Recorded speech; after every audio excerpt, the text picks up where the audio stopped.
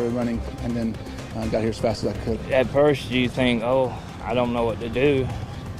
Is it really happening and going on? And then started hearing broadcast and got in the car and came up. A frightening call for parents after an upstate school shooting injured a teacher and two 6-year-old students. One of the little boys is in critical condition tonight. Now, Anderson County officials say a teenage suspect is responsible for this shooting, and the coroner says just before the school shooting happened, the teenager killed his father and then called his grandmother. She got a phone call from her grandson about 1:44, and he was crying and upset, and they couldn't understand what was going on. So they went to his home, which they live just 100 yards away, to see what was going on, because they couldn't understand why he was crying on the phone, and they couldn't make sense of it. When they go into the house, they find their son has been shot, and their grandson's not there. The shooting in Anderson County at Townville Elementary and the homicide investigation on Osborne Road were just 3 miles apart. Tonight we bring you team coverage. 7 News reporter Aaron Rogers is at the Anderson County Emergency Operations Center. Christine Brown you see at Townville Elementary School tonight, and Addie Hampton is monitoring the situation for that little boy in critical condition at Greenville Memorial Hospital. Nikel Smith meantime at Oakdale Baptist Church in Townville. First, Aaron Rogers is joining us with the latest. We've had a 9 o'clock news conference. She has details on what was said during that. Aaron. Yes, 2 male students. Well, we're still at the Operations Center where they just did their last briefing of the night. Now, we did learn a little bit more about the timeline of everything that happened today. The Anderson County Sheriff John Skipper said that they have not been able to interview the suspect yet, whose name they are choosing not to release at this point because they said of the judicial process. He says that the 14-year-old pulled up in a vehicle at the school, got out, and immediately started firing. The playground where the teacher and the 2 students were hit was at the end of that parking lot. We do also know that some teachers blocked entry into the school to keep the other students safe. The sheriff did say he... Folks, my name is Taylor Jones. I'm the emergency service. ...his dad and when he got to the school, but officials say...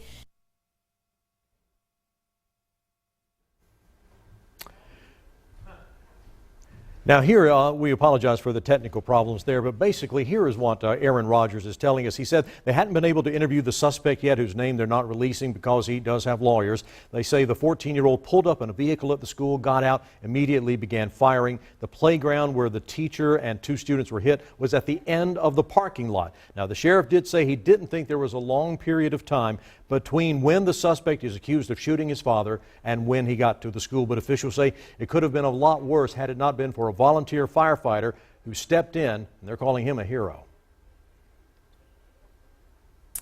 And now, of course, we're continuing to monitor school officials. We're going with school officials saying that Townville Elementary School will be closed for the rest of the week. Deputies say that's how long it'll take for them to wrap up the crime scene analysis. All other Anderson County schools will actually operate normally, they say. 7 News reporter Christine Brownlee mentioned she's at Townville Elementary School, and she is joining us live tonight with more. What's happening there at this hour, Christine? Well, certainly a long night for some of the investigators still on scene here. They've still got some of the roads blocked off that are entering Townville Elementary School, and they've told us that this is going to be a long and thorough investigation. They need to gather everything they can to make sure they can figure out what happened here in this horrible act of violence. I want to show you some of the scene video we got as we first responded here around 2 o'clock this afternoon. It seemed like organized chaos. There were parents and neighbors running and rushing towards the school, trying to find loved ones, their own kids, in the midst of everything that was going on. There were also, of course, dozens of patrol cars and heavily armed officers that were wrapping around the school. Some of those heavily armed officers were also on top of the school and surrounding students around a nearby cemetery. All the students that were gathered there, they were being put onto buses with teachers so that they could be taken to a nearby church so that their parents could collect them and pick them up there. Now, this, of course, was all after that shooter had been taken down. It wasn't long after that, and when those two kids and teacher were taken to the hospital for their gunshot wounds. We, in the midst of all this chaos, we talked to one student and one mom who were horrified to see everything that was happening as this terrifying situation and response unfolded. It's pretty scary. I mean, I never thought anything would happen like this, really. It makes you really terrified to know that this happened to your child's school. I mean, you think it's safe and it's a small community, it's peaceful. You think nothing like this would ever happen, and when it does, there's no words to explain it. Another one of the common things we were hearing from parents and neighbors while we were out here today is just how grateful they were for the very fast and large response from all of the law enforcement and first responders that got here today. Law enforcement tells us that the response took about 7 minutes to get here initially. That includes that brave firefighter who took the shooter down. And of course, this is a very close-knit, tight community, and they say while they want to know what happened and why, their main concern right now is praying and hoping for a full recovery of all of those injured. For now, we're live at Townville Elementary School. I'm Christine Brown, 7 News.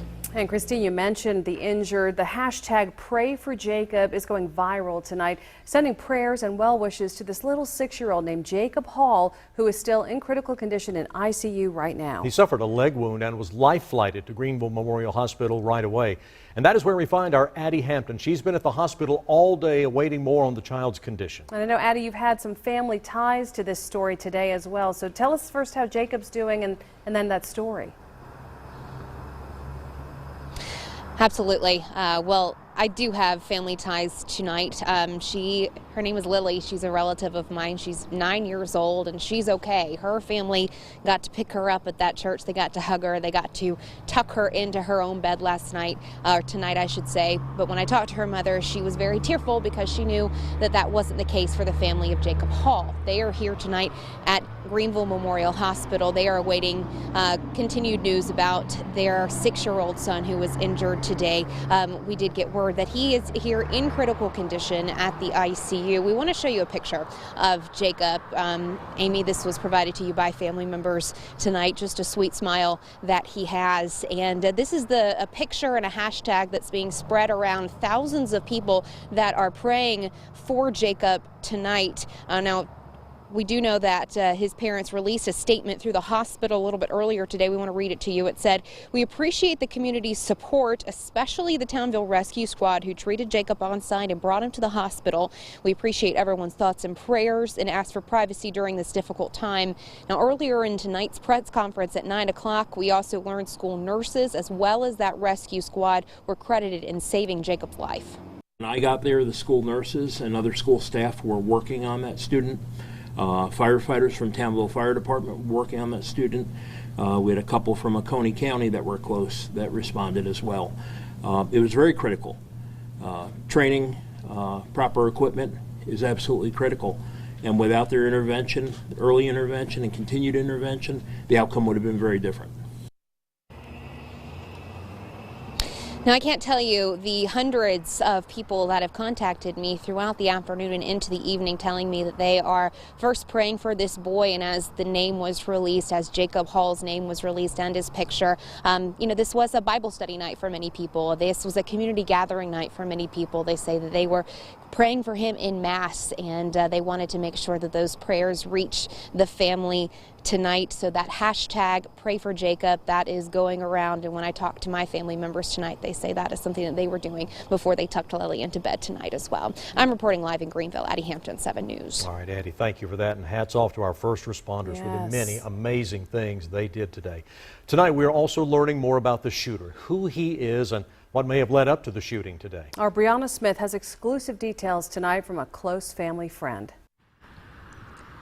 Yeah, we're here at the sheriff's office where that teen was taken after being detained at Townville Elementary. DJJ telling us that he has not been transferred yet into their custody as deputies are still reviewing what exactly happened today. Now, I did talk to a family friend very close to this family who says that they know the shooter, and he's a 14-year-old boy, and we've learned a lot about him today. We've learned that he first started the shooting at his house where he was, and that's because he was homeschooled during the day. Now, he was homeschooled because last year in Oconee County at his school, he was expelled after he brought a hatchet to school. He says he was going after his bullies after being bullied for several days. Now, I asked the family friend if this contributed to what happened today, and he says he doesn't know. Speculation is that it may have, but that he thought that the teen was on the up and up, and he was just extremely shocked to hear what had happened. I don't know what the kid's going through that would push him to a point like that. I don't know what would get him to that point. I don't know what would get anybody to that point, but especially him. I mean, it just does not make sense. And I'm completely numb. I am completely numb. Now, at some point, that 14-year-old will be transferred into DJJ custody. The family friend tells me that they are getting attorneys for this teen, and they also plan to release a statement tomorrow afternoon. They ask at this time that to pray for that family and also to pray for the victims in this case. Both sides have lost and both sides have been hurting, and they're saying they're just heartbroken over what happened today. In Anderson, Brianna Smith, 7 News. Thank you, Brianna.